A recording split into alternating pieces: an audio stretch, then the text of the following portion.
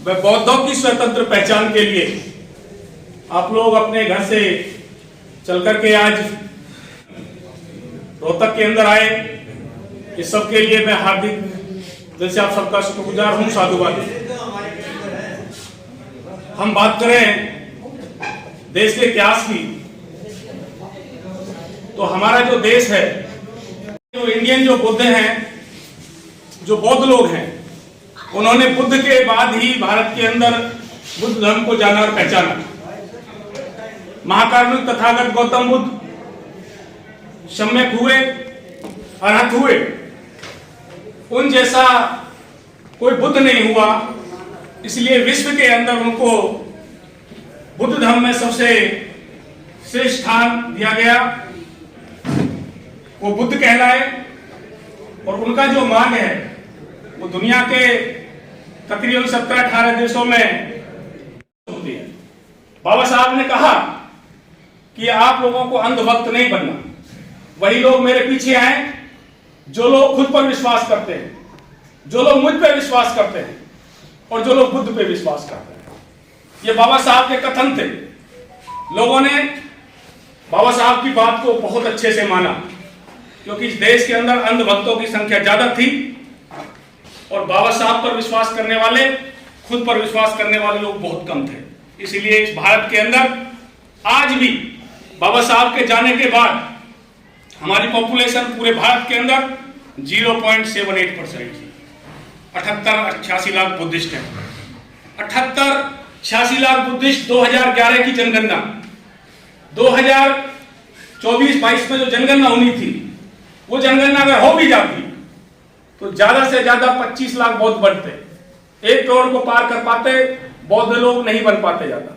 इसका परिणाम क्या था कि हमारे तमाम, क्या आप सोचिए, जो आप सोच रहे हैं, क्या उसको दबाने के लिए जो ऊपर बैठे हैं वो क्या इस चीज को नहीं जानते? रिलीजन्स पे अगर आप कास्ट और कैटेगरी डालते हैं तो क्या आपको वो बौद्ध मानेंगे? नहीं मानेंगे। सबसे इसमें बात जो आई, बुद्ध धर्म में कोई कास्ट नहीं। बाबा साहब अगर चाहते तो सिख बन सकते थे, मुस्लिम बन सकते थे, ईसाई बन सकते थे, और हिंदू धर्म में रह करके भी, हिंदू धर्म में रह करके जिस तरह से आज हमारे लोग सुधार की बात कर रहे हैं कि हम लोग बहुत बड़ी बिल्डिंगें बना लें, बहुत बड़ा अपना एम्पायर खड़ा कर लें, तो क्या इससे कास्टिज्म का शोषण खत्म हो सकता है? बाबा साहब ने सरदार पटेल को बोला था ये बात, पैसे जो पानी पी सकते थे उस सिचुएशन से निकाल करके आज महलों में खड़ा कर दिया, 4-4 बच्चे कुर्बान कर दिए। वो समाज आज बुद्ध धर्म से भागने की कोशिश कर रहा है।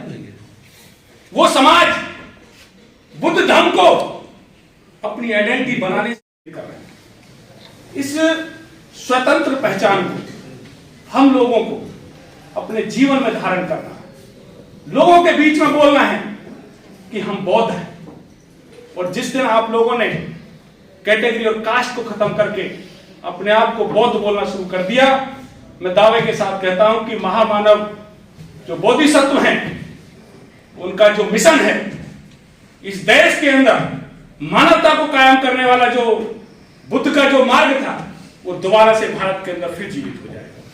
और इसीलिए बाबा साहब ने अपना पूरा संघर्ष धर्म के कार्य में लगा दिया। लास्ट में बहुत सारे लोग पढ़ते हैं किताब, 14 वॉल्यूम है। जी हनुमान जी, आज के कार्यक्रम के बारे में बताएं, क्या कार्यक्रम है? आज का जो कार्यक्रम था, सबसे पहले तो मैं आपके चैनल को, जो MN इंडिया न्यूज़ है, इसको साधुवाद देता हूँ कि कोई भी सामाजिक जो विचारधारा होती है, कोई भी समाज की प्रतिक्रिया होती है, उसको आप जो है न दिखाने का, जनता तक रूबरू कराने का काम करते हैं। इसलिए आपको चैनल को साधुवाद, बधाई। और आज का जो हमारा कार्यक्रम था, ये जो था आज है ना, महाबोधि वेलफेयर ट्रस्ट की बैनर के तले एक रोहतक के अंदर एक जो है ना हरियाणा के अंदर जो पहली एक ऐसी बौद्ध संगति जो है ना, ये महाबोधि वेलफेयर ट्रस्ट ने कराई है रोहतक में, doctor BR Ambedkar public school के अंदर ये मीटिंग थी। और उसमें जो इसका जो मेन जो पर्पज़ था, मेन जो उद्देश्य था कि जो बौद्ध हैं इस देश के, उनको संवैधानिक अधिकार कैसे मिले, उनकी स्वतंत्र पहचान कैसे हो, उनको उस पहचान तक, उस स्वतंत्र अधिकारों तक रूबरू कराने के लिए, उनको संवैधानिक अधिकार दिलाने के लिए वो इस उपलक्ष्य में जो है ना ये मीटिंग थी। और इसमें जो है ना पूरे हरियाणा से आदमी आए हुए थे, हर डिस्ट्रिक्ट से। और काफी मीटिंगें, काफी प्रोग्राम हो चुके हैं बौद्धों के, तो उनसे अलग क्या था आज की? उनसे अलग ये था कि बौद्धों के आपने काफ़ी देखे होंगे प्रोग्राम, काफ़ी आपने इसमें अपने कैमरे में कैद किए होंगे, लेकिन इसका जो मेन उद्देश्य था, एक अलग से जो इसका पर्पज़ था, वो जो बौद्धों की संवैधानिक जो अधिकार हैं, जो स्वतंत्र पहचान है बौद्धों की, मेन तो उन्हीं के बारे में था। भाई बौद्धों को संवैधानिक अधिकार कैसे मिले। ये आम आदमी जो है ना, वैसे तो बौद्ध लिखते हैं कि मैं भी बौद्ध, मैं भी बौद्ध, लेकिन जब कागज़ कार्रवाई जब उनकी हम देखते हैं, जब संख्या होती है बौद्धों की, तो वह संख्या दिखाई नहीं देती है।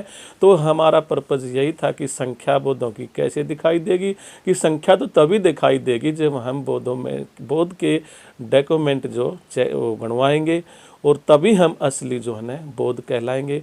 और बौद्ध जो है ना एक बुद्ध है, एक ज्ञान है, एक विज्ञान का नाम ही बुद्ध है। और इसके अंदर प्रत्येक आदमी को स्वतंत्रता है, समानता है, इसमें कोई जाति नहीं है, कोई धर्म नहीं है, कोई समुदाय नहीं है, इसमें सभी के सब सम्मान है।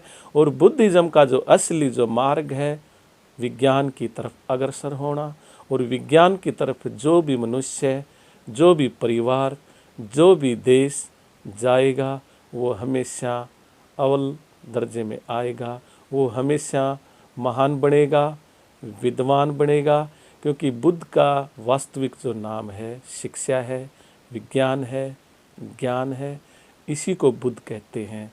और बुद्ध, वैसे तो गौतम बुद्ध का नाम तो सिद्धार्थ गौतम था, लेकिन जैसे उन्हें ज्ञान हुआ, बौद्ध हुआ, तभी वह बुद्ध बने।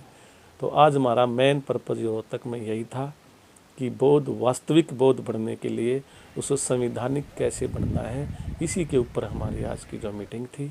और ये हमने हर आदमी को, हमारी जो भंते जी प्रज्ञा सागर जी नागपुर से आए हैं, इनकी अध्यक्षता में ये मीटिंग थी। और इनने जो है ना पूरे विवरण से, तरीके से बौद्ध धर्म के बारे में बताया है। जी, मुख्य वक्ता कौन रहे हैं आज हमारे मुख्य जो वक्ता थे सतबीर बौद्ध जी, वे जो है ना पूर्व BSI के जो है ना प्रेसिडेंट रहे हैं, और ये वे उत्थान फाउंडेशन के जो है ना चेयरमैन हैं। और उनने बिल्कुल बारीकी से है ना बौद्धों का उत्थान कैसे हो उसके बारे में उन्हें समझाया है। और उससे हर जो व्यक्ति जितने भी आए थे उससे बड़े सहमत हुए, बड़े उसके विचारों से प्रभावित हुए, और सभी ने जो है ना उसका सराहना की कि वास्तविक जो